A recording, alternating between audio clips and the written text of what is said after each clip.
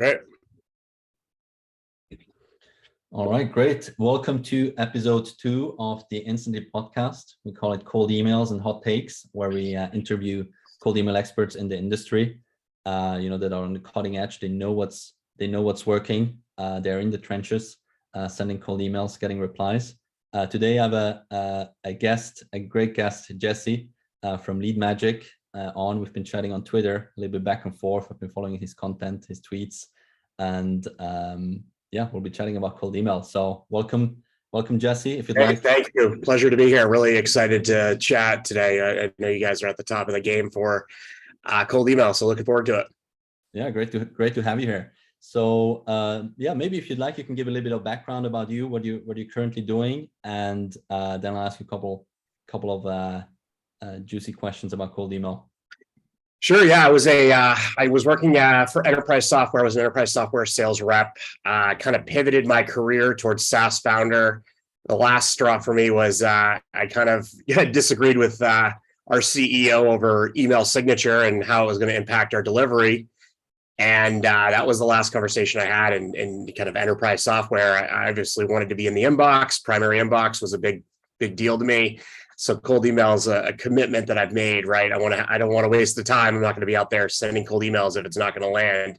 So, got rid of the signature. Now I got my own company, and we just use plain text now. So it's great. Deliverability is high. Right. All right.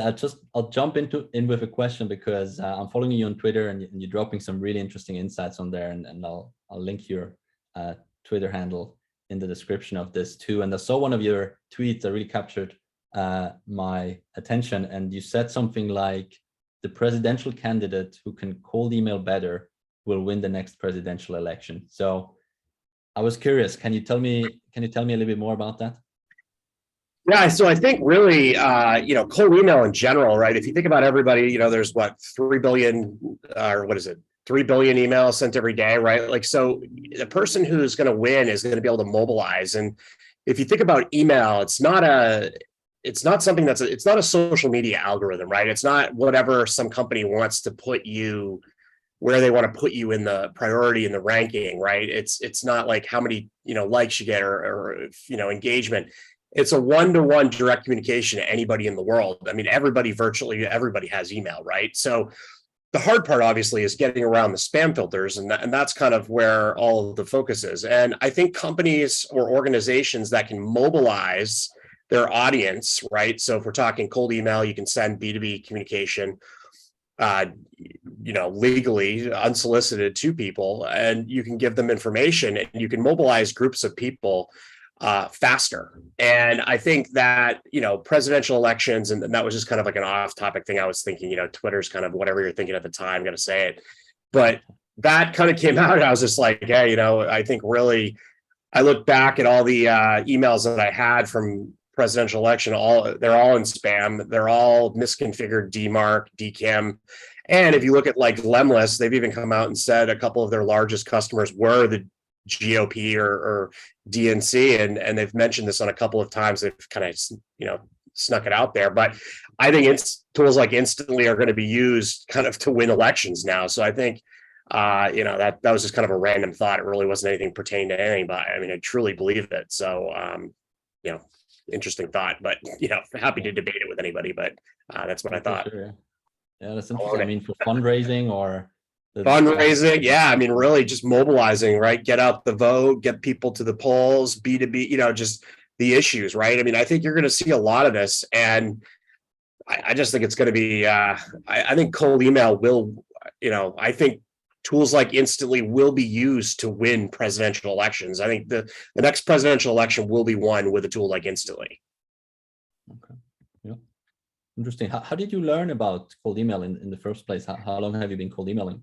I've been kind of so I was a sales rep, for 15 years. I was an enterprise rep. I had a lot of experience doing it. And obviously I always tried to get the best data, figure out how to validate all the emails. I knew how to do email marketing, but I was always on the sales side. Was wanted that commission check for some reason. I don't know, that might not have been the best idea. I probably should have been thinking marketing plus side hustle, but but yeah, I think just in general, what I've realized about email is if you can land and you have a relevant message to that buyer, it's pretty much you're going to get something out of it, right? And the only other way in life that you can really do that is through maybe paid ads or something like that. I mean, that's even really hard. I mean, so you're always gambling with yourself if you don't have that direct communication line, right? And in a phone call, you really need a person there. So email has always been an area that I've had a big focus on because I always wanted to separate my time from the actual sales process. I didn't want to sit there and make a million calls and make them, do all this. Now, I'm not saying that's a bad idea and that's some people's profession and that's what they want to do. Great. But I also think that there's value in just realizing every single person has email, every person there. And it's just really your job to figure out how to get around the spam filters right now. Mm-hmm. Yeah. So talking about spam filters, what are some of your favorite strategies to go around the spam filters these days, or like what have been some of your learnings? Yeah, so I think really you've got to think through really all of the features that the predictive model can use against you, right? And what's really happened is there's really there's two major providers of email, right? And they've kind of got a monopoly on everything, right? You got Microsoft and Google, right? I guess you'd say maybe a third is like a Zoho, but what you really have to think through is what would be the most likely action that a user would take, right? What would be a normal activity of a user? How would they address the problem? Like, what would they be doing if it wasn't you sending 50,000 emails out and spamming your market, right? And if you think that way and you think about how to build systems around that, where things are deployed automatically, you have VAs that can help you in the spots that you're not strong enough. You have, process in place for when things start to go wrong. I think it's a constant monitoring, and you have to treat it like it's a service, right? And what's happened is, sure, there's great APIs out there for marketing and SendGrid and those, but those don't work so well for cold email, because cold email, it depends on you looking like a user. And the second they see you're from SendGrid, they're thinking you're a bulk delivery provider. So this is where there's a lot of game going on right now. And some of the top people out there, obviously a Cold Email Wizard, Nick Abram, some of the other folks on Twitter, Eric, obviously, and some of those folks, but you really just got to follow and see what other people are doing. And quite frankly, I sometimes just pick up the phone and ask questions with people and learn, and we exchange information. Some of the cold email elites out there, we're all exchanging information, constantly exchanging information, data that we find, any new tactics. It's not as competitive as you think. In fact, some of these times we don't find any competition between each other. In fact, there's clients I'd probably give over to some of them if I am running a cold email campaign sometimes, because sometimes you can't handle them all. There's so many of them, right? No, definitely. So what would you say is, I know you're going to help a lot of people with their cold outreach, also with their cold email. I saw that you're working on a course as well. We can talk about that a little bit later too. Yep. And I saw the outline that you had in your about the chapters, and it's very comprehensive in there that you showed. So you're covering a lot of detail there. And I'm wondering, like, let's say there's like 3 different levels of competency, right? There's the beginner, there's the intermediate, and the advanced. What would you give like to each one of these different categories? Let's say someone's a beginner, they're coming into this, they're just learning about it, they connected some accounts, put them into Warmup. What would you give them, what kind of knowledge would you give them on their way so they can get to the intermediate and advanced level? Yeah, sure. So the beginner really needs to focus on just getting kind of things set up and not really worrying about the cost structure as much, right? So what they're trying to do is just make sure everything passes through verification, make sure that Warmup is started, make sure that they're keeping their limits low, right? And that they're basically under 50 emails a day on a domain. They're not getting complaints. Make sure they get their messaging right. I would say start with maybe no more than like 5 domains, really, right? Like don't get too crazy here, right? It's only $10 a year for another domain, right? So start small, start with that. I think the next level is that person who's going to take what they had before. So let's say they had 10 SDRs or 10 people or anything sending out of They were sending all their emails out of the domain, and one domain. Now see if they can 10x their progress by sending it out of 10 domains, and that probably is the next level. But there's some management and then cost around data and getting that under control. Obviously, verification, making sure that you're verifying the emails. And then I think the next level, the elite level, and I don't see too many people at this step yet. I think this is what you're going to start to see. It's a truly kind of API driven group of people where they're using tools like Integromat, Parabola, Zapier, things like that to kind of get ahead of all of the emailing, right? So that group is constantly registering, domains, spinning up campaigns. They can get a 10 domain warm-up going in less than a half hour, right? It is like a good metric. And I think that's like the advanced level. So I think, you start out at that small level, like get your email delivery right. Even if you got to track your opens, fine. But the next level is then that level of, all right, now see if you can get that data cost acquisition under control. Then the third level is that low code, no code kind of integration and building that system around your business to run cold emails. And I mean, this can be your most highest ROI activity out of any startup business. And really, I would recommend any founder to start doing this today. Really, I mean, you're wasting your time if you don't start today. Yeah, really interesting that you can automate all of the secondary domain setup. You can automate all of that if you know how to do it and you know how to play around with the API and all that. Yeah, the Cloudflare's made it a lot easier. So Cloudflare has some really, really good documentation on their APIs. The only part that we're not doing right now is actually registering the domain. That still goes through. There are some services out there to like register the domain, actually register it. But we're not doing that yet. We are, but everything else, we just, everything's automated. So DKIM, DMARC, all of the records all get set up. There's not one step that we can't just click a button and do. All through we're using Google Sheets really for API and Airtable, right? So works pretty well. And you could do a lot of it through all the different tools that are out there in the low code, no code world. No, very interesting. Yeah, that would be more like the advanced elite level. Past the beginner, intermediate stages, and you have like some campaigns running, and maybe people like intermediate level would be sending like 1,000 emails a day or something like that. Once they want to send a lot more, then they can get into more of these. It's just incredible what cold email can do for you from a feedback standpoint, right? If you're trying to find feedback from ads, like what are you going to really look at, right? Like they came to your website, they jumped off the website. Like what are you really getting out of that? So when you're looking at cold email, and a lot of the gurus will tell you that, oh, you're going to go damage your brand by spamming and all this. I mean, I've seen everything now. I mean, every guru has an opinion on this, but the reality is if you're light enough and you're relevant enough on an email, you're never going to ruin your future. You're probably ruin your future by not doing it is actually the real problem that you have right now. And that's why most of these startups are failing. Yeah, I mean, I've sent hundreds of thousands of emails under my name. I've never had an issue like people telling, "Hey, you emailed me like 3 months ago." People don't remember, Oh, come on. People are too worried. Rude, maybe they will, but like if you're just like, "Hey, this is what I could do for your business. Is this relevant?" Like, I mean, be real with the person, Like, You bring up an interesting keyword which I talk about a lot is kind of relevancy. And it could seem a little bit abstract to some people, but how do you ensure relevancy? Because a lot of it goes into it, right? It's targeting, there's copy, there's a lot of different things. How do you view relevancy for cold email?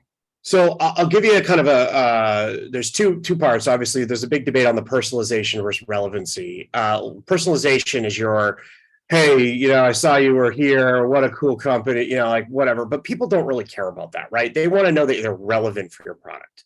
So when you target somebody, one of the ways that we're doing it is, let's say we're selling lead magic, right? We could just use that as an example. One of the things we might look at is, hey, your bounce rate was up 40%, 42%, insert that variable. We got a certain group that we've seen that are a good fit. Your bounce rate went up 42% last month. It's likely you could get most of those users back onto your website and in your funnel, or well, at least back into your sales process. Is this relevant to you? Would you like to do that? right? You know, something like that, where you're actually calling out a statistic and they're like, wow, that's really interesting. This person did the research. Now, you and I know you're not, I mean, you could go do the research, but that would be also a waste of your time because you can automate it, of course. And, you know, one of the, you know, we'll pull from different sources like, you know, SEO tools, like similar web, things like that, that can pull it in. And then you build that central sheet, a Google sheet. And then when you put it through Instantly or any of the tools that are out there, you can just then upload that information. And then that's part of your, now that relevance, it needs to be a one-to-one relevance. That's kind of the key differentiation. And it needs to be something that user is feeling is relevant to them. Yeah. Okay. Yeah, that's a good example. Bounce rate is interesting. Maybe something similar that comes to mind is like reviews. If they have some reviews somewhere, say, hey, like we've seen, like you have some, you have a lot of reviews, you have good ratings, you have bad ratings there. Like just something that's specific to them, and somehow you scrape the data. And the two that I think people could start on if they're not as thinking traffic or whatever, the two easy ones really, if you're doing anything really, a lot of the times, the two things people do is they adopt technologies if they're growing or even losing traction, right? They adopt technology. So technographics are big, right? Like the built lists of the world and things like that. Then the other one is job boards, right? Job, obviously hiring, right? Things they put in their hiring is a very key stat. So if you see somebody hiring for a position, chances are there's something going on there, and that's a great relevant reason, and you'll probably nail. Like if you're going to start somewhere, I've actually got an Airtable out. You can find it on my page, but it's called B2B alerts, and I just put all the alerts that we find that are kind of signals, intent signals that we use, and those signals are incredibly valuable. And the more accurate you are, the more chance you're going to get a response, which is the ultimate goal of cold email, anyways. Yeah. Timing is also an important variable, like you said, in terms of relevancy. For example, I'm using one lead source right now, and just monthly gives you the report of who got funding in the last month. Then you can simple icebreaker, like, hey, congrats on getting funding last month, or you know, congrats on launching your X company. Just that signal based, that timely data makes a big difference, and you don't have to go spend all day writing personalized lines. But it's still very. Another thing too is just getting to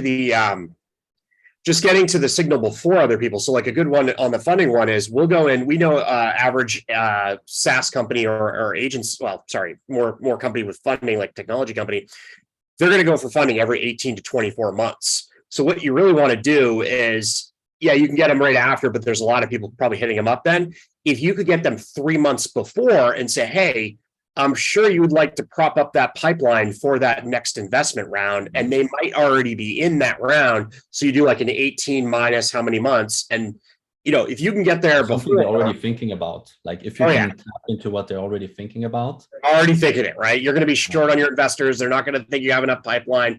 Let's get you up to that goal, and let's get you to where you need to be so you can build that pipeline and get that really mega round from that company.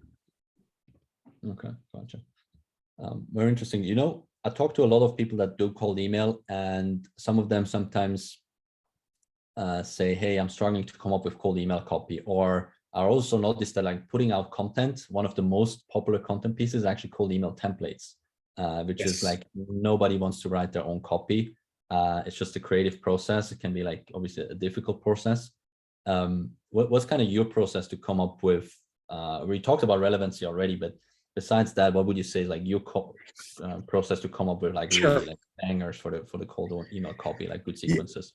So first of all, anything that's long that looks paragraphy, you know, like is just NGMI, right? It's not going to make it on off the launch there, right? So anything that you have to look at that you wouldn't read in a regular email, like you communicate like on text, really, like the way you do.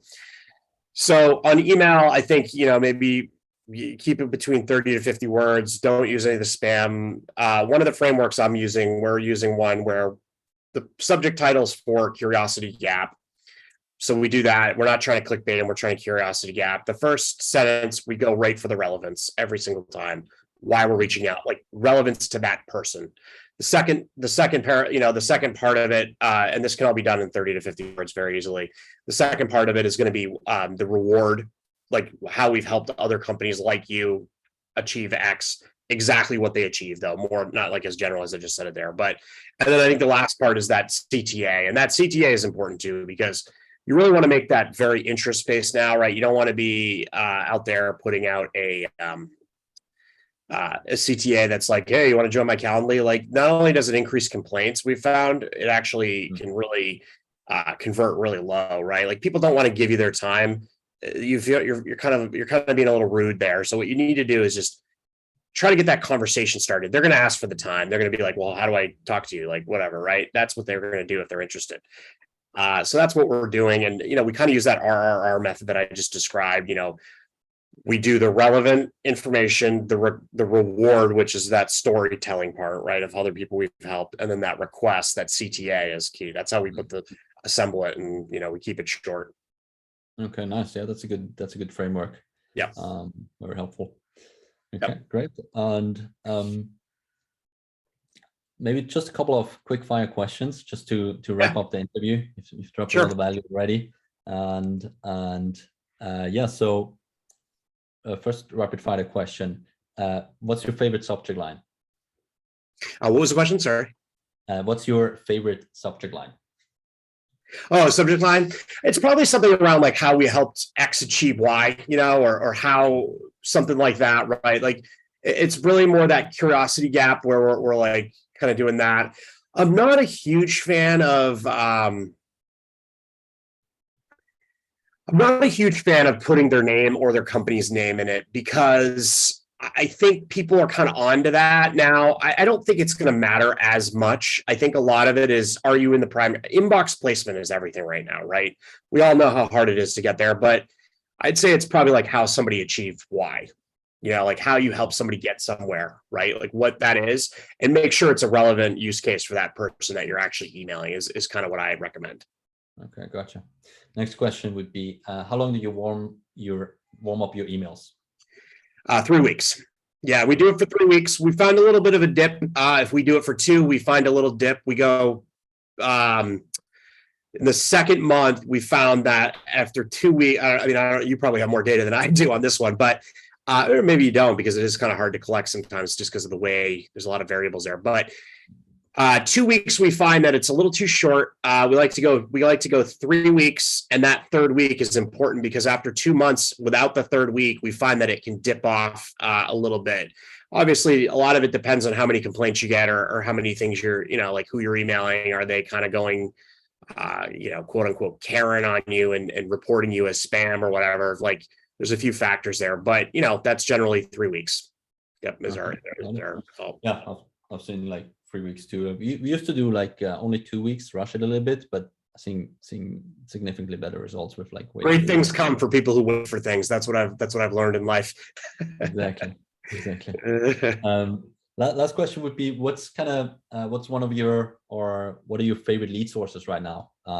You don't have to share your secret sauce, but what are kind of some of your, because I know lead sources are really important, but what are some of you like to share sometimes, and that you found useful?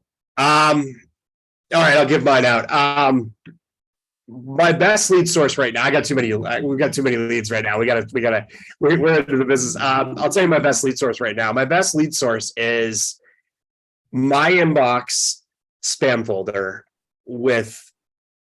and not only mine, I got a couple of buddies who are obviously running large SaaS companies, chief revenue officers, CRO of bigger SaaS companies, right? And I have them pull up their inbox and they show me their spam folder. And anybody who's an SDR who's in one of those folders, I check the records and I go right to the founder every single time, and it works. I swear to God. It's one email kill shot right now on LinkedIn, and I can get every one of them. And I just read their email. I just check the headers on it. Every single one of them is a hit. And it's like 90% right now in terms of getting a meeting and getting on the, and they convert fast too, because they're ready to fix the problem. You already found the problem and they love it. Yeah, great idea. That goes back to this is as relevant as you can get with the timing. Yeah, talking about relevance. You're literally watching it right there. And look, you just go into your spam folder. There's some companies right now, and this is really the sad thing.